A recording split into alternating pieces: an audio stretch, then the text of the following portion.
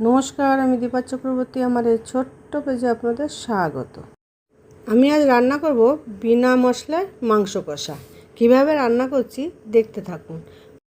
কড়াইয়ে তেল দিয়ে গরম মশলা ফোড়ন দিয়ে এরপর আলুগুলো ছেড়ে দেবো। লবণ হলুদ মাখিয়ে রেখেছিলাম আগে থেকে। আলুগুলো লাল লাল করে ভাজা হয়ে গেলে তুলে নেব। ওই তেলেই থেতো করে আদা, পেঁয়াজ, রসুন দিয়ে ভালো করে ভেজে নেব। সামান্য নুন দেব, হলুদ দেব, দিয়ে আর একটু নাড়াচাড়া করে যখন লাল লাল বাদামি কালার হয়ে যাবে তখন আমি মাংসগুলো একে একে ছেড়ে দেব। এবার পেঁয়াজ রসুনের সঙ্গে মাংসটা ভালো করে কষতে থাকবো। কষতে কষতেই এর মাঝে আমি লঙ্কার গুঁড়ো দিয়ে দেবো 1.5 চামচ মতন। মাংসটা কষানো হয়ে গেছে। এবার প্রেসার কুকারে গরম জল করতে দিয়েছিলাম। গরম জলটা ফুটে উঠলে আমি কষানো যে মাংসটা, ওই মাংসটা একে একে দিয়ে একটু নেড়ে চেড়ে ঢেকে দেবো। এরপর দুটো সিটি দিয়ে নেব।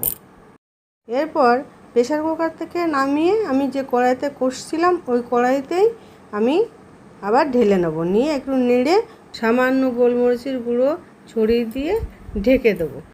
2 মিনিট ঢেকে রাখার পর কম আছে আমি এরপর সামান্য গরম মশলা ছড়িয়ে দিয়ে একটু নেড়ে দিলেই তৈরি বিনা মশলায় কষা মাংস।